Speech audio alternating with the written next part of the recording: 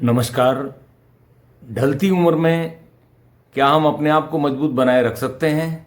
क्या थोड़ा सा वॉक करने से ये मजबूती शरीर में कायम रहेगी और आने वाली जो अवस्था रहेगी उसमें क्या हम मजबूती से खड़े रह सकते हैं? क्या हमारी मांसपेशियां उतनी सशक्त हैं कि और ढलती जो उम्र आएगी उसमें हम पूरी तरह से मजबूत रहें? आइए जानते हैं। राकेश गौड़ टॉक्स में आपका स्वागत है।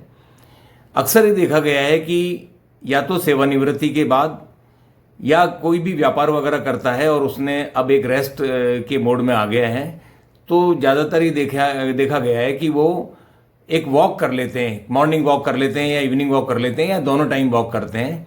ज़्यादातर मैंने वॉक करते हुए ही देखा है। तो क्या वॉक करना पर्याप्त है उस आने वाली अवस्था के लिए? हम उतने सुदृढ़ रहें कि उस अवस्था में भी हम मजबूती के साथ हम हमारे जीवन निर्वाह करते रहें। ये जो वॉक है ये एरोबिक एक्सरसाइज कहलाती है। एरोबिक एक्सरसाइज का मतलब है कि एरोबिक एक्सरसाइजेज वो होती हैं जिनसे आपका हार्ट मजबूत रहता है, आपकी पल्स रेट अच्छी रहती है, आपकी हार्ट रेट अच्छी रहती है। इसके लिए आपकी ये एरोबिक एक्सरसाइज अगर आप आधा घंटा से 1 घंटा तक करते हैं जिसमें वॉक है, ये आपकी अच्छी रहती है। और इसी में हम थोड़ा सा हार्ट की बात है तो हार्ट के बारे में हम जान लें कि ये थोड़ा विस्मृत से कर देने वाली जानकारी है कि हमारे शरीर में करीब 5 से 6 लीटर ब्लड रहता है और हमारा जो एक स्वस्थ जो हृदय है वो स्वस्थ हृदय करीब 72 बार धड़कता है और एक बार जब हृदय पंप करता है तो करीब 70 ml ब्लड जो है पंप कर देता है। और 72 बार जब ये पंप करता है 1 मिनट के अंदर तो 72 into 70 is equal to 5 litre. 5 litre blood, यानी कि देखिए हमारा जो आर्टरीज, वेन्स और कैपिलरीज जो सारा ये सिस्टम है, इसकी अगर हम लेंथ को अगर टोटल कर लें तो ये करीब 96,000 किलोमीटर है। बड़ा विस्मृत करने वाली जानकारी है कि इस 96,000 किलोमीटर में 1 मिनट में पूरा ब्लड घूम के वापस हार्ट में आ जाता है, क्योंकि 5 लीटर ब्लड है और 1 मिनट में वो पूरा पंप हो गया, अगले मिनट में अगला 5 लीटर पंप हो जाएगा। तो ये बड़ी हैरान करने वाली बात है। तो जो लोग घूमते हैं उनकी ये क्रिया बड़ी तीव्रता से होती रहती है, इसीलिए उनका हार्ट मजबूत रहता है, ऑक्सीजन उनको अच्छी इंटेक होती है। लेकिन इस ढलती उम्र में जो सबसे बड़ी बात है वो बड़ी बात होती है हमारी मांसपेशियों में स्ट्रेंथ बनी रहना, वो आवश्यक है। ये जो मांसपेशियों में स्ट्रेंथ बनी रहती थी जो पहले, अगर हम पुराने समय को देखें जब गांव में लोग रहते थे, आज भी जो गांव में लोग रहते हैं और जो अपना हाथ से काम करते हैं, खेती किसानी वगैरह के काम से जुड़े हुए हैं, पशुपालन से जुड़े हुए हैं, उनके ऐसे रोजमर्रा के बहुत से काम होते हैं जो उनको हाथ से करने होते हैं। हालांकि मशीनीकरण बहुत कुछ हो चुका है लेकिन फिर भी हाथ से करने पड़ते हैं। जैसे कुट्टी काटने का है, जैसे खेती के कुछ काम हैं, जैसे और भी पशुओं को इधर उधर ले जाना, करना, बांधने, वो सब कुछ करना होता है। तो वो काम है। अब शहर में भी बहुत से लोग आज भी वो काम करते हैं और अगर नहीं है तो उसके लिए कुछ एक्स्ट्रा करना पड़ेगा, क्योंकि जो हमारा मसल मास है वो हमारे लिए बहुत महत्वपूर्ण है। तो हम इस मसल मास की जो कमी हो जाती है शरीर के अंदर, वो कमी का कारण यही है कि हम हमारी जो रोजमर्रा की जिंदगी है उसमें हम हाथ से काम करना कम कर देते हैं और थोड़ी आराम परस्ती आ जाती है।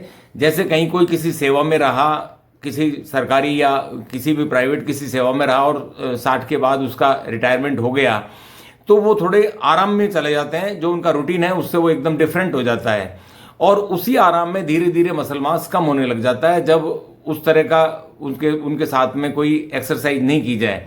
मसल मास को एक्टिव करने के लिए जो एक्सरसाइजेज होती हैं उनको रेजिस्टेंस एक्सरसाइज कहते हैं। वो रेजिस्टेंस एक्सरसाइज ही मसल मास को डेवलप करती हैं। ये मसल मास चाहिए क्यों?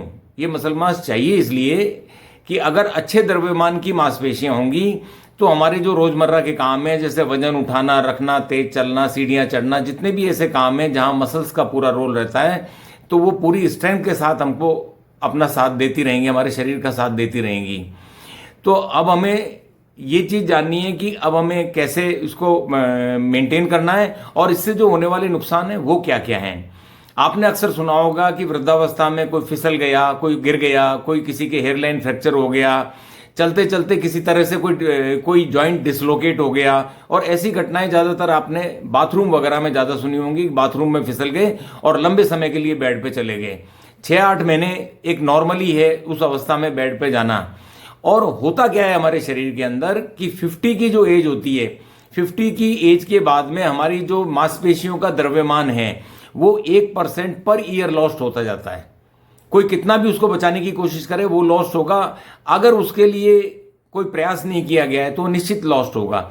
और अगर 50 से 60 की उम्र हो गई है तो 50 की उम्र में जो हमारे मांसपेशियों का द्रव्यमान था वो द्रव्यमान हमारे 60 की उम्र में जाते जाते 10% कम हो जाएगा, 70 में जाएंगे 20% कम हो जाएगा। हालांकि इस द्रव्यमान को बनाने के लिए 30 की उम्र से ही कुछ करना जरूरी होता है, लेकिन मान लो पता नहीं था, नहीं किया, या उस समय की जो भागदौड़ की जिंदगी थी उसके अंदर ऐसा कुछ समय नहीं मिला और नहीं कर सके, जानकारी भी नहीं थी। लेकिन आज भी अगर हम प्रयास करें तो मसल मास को बढ़ाने में कोई ज़्यादा समय नहीं लगता। अगर हम कुछ खान पान को बदल के और कुछ अगर चेंज करते हैं तो 4 से 6 महीने में हम उस मसल के मांसपेशियों के द्रव्यमान को पहुंचा सकते हैं। कुछ लोग ये कहते हैं कि मेरा तो कोई लॉस नहीं हुआ, मेरा तो वेट वही है, कि मेरा वेट कोई लॉस नहीं हुआ।